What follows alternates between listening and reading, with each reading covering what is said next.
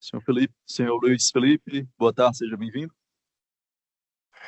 Muito obrigado a todos. Eu queria a toda a mesa, em nome do Almirante Lima Filho. Estão me ouvindo bem?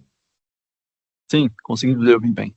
Obrigado. Eu gostaria também de homenagear o Influenciar, autor do projeto, na pessoa do nosso caro colega Fernando Correia, que conosco esteve ao longo de 2 anos, contribuindo, dividindo suas ações e nós podendo contribuir na medida do possível enquanto comunidade portuária.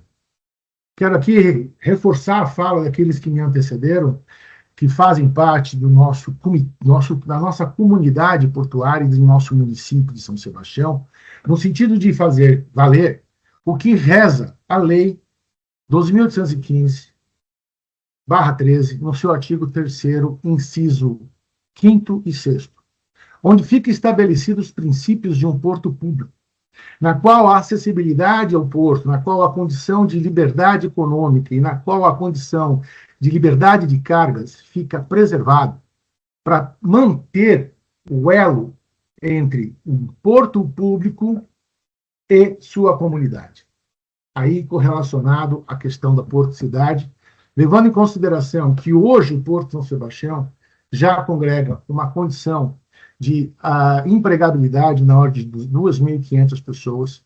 Nós atendemos aqui no Porto São Sebastião, em nossa Interlândia, 404 empresas que, na cadeia logística, soma-se 62.830 trabalhadores.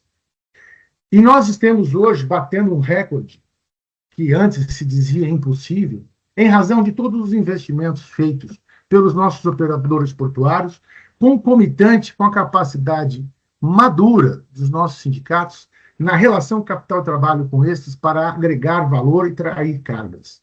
Nós estamos falando que, nos últimos anos, os nossos operadores portuários empregaram 390 milhões de reais no Porto de São Sebastião, que deu a possibilidade e condição de hoje chegarmos aos níveis de operação que nós temos.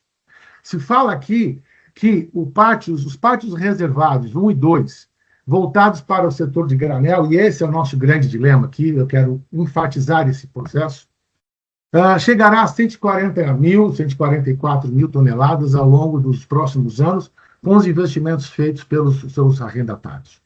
Quero, então, aqui deixar claro, números oficiais da senhora Companhia de Obras, que hoje os pátios 1 e 2 já conseguem estabelecer uma capacidade estática na ordem de 100 mil toneladas, e que não é maior por a falta de, talvez, um investimento a mais para que dê condições de verticalização da carga granel, e o que, em isso se aplicando, daria nossas condições de chegar só no pátio 1 e 2 a capacidade estática de 150 mil toneladas. Hoje, o Porto São Sebastião já tem como capacidade estática nas suas áreas ocupadas por todos os operadores a ordem de 302 mil toneladas estáticas na movimentação do Porto de São Sebastião. Portanto, fazendo um extrato do que aqui nós encontramos nessa audiência, nós vemos o seguinte: escritório de advocacia, escritório de engenharia, fazendo aqui uma fala no sentido de fortalecer o que está sendo apresentado, representando o mercado. Do outro lado, nós estamos vendo o quê? Uma comunidade portuária que está aqui há 70 anos amassando barro, desejando esta ampliação do porto há 70 anos, e agora vocês nos dizem o seguinte: nós temos 9 anos de prazo para deixarmos de operar as nossas cargas e de termos esta relação porto-cidade, esta relação de empregabilidade, de ganhos que hoje o trabalhador tem na sua função como servidor, como trabalhador avulso, e também dos nossos vinculados às empresas. Para mim, o que sugere que está sendo posto é uma perda para a nossa sociedade considerável. Primeiro, porque já temos uma empregabilidade maior do que está sendo prevista. Segundo, porque temos uma capacidade estática talvez maior do que já está sendo prevista.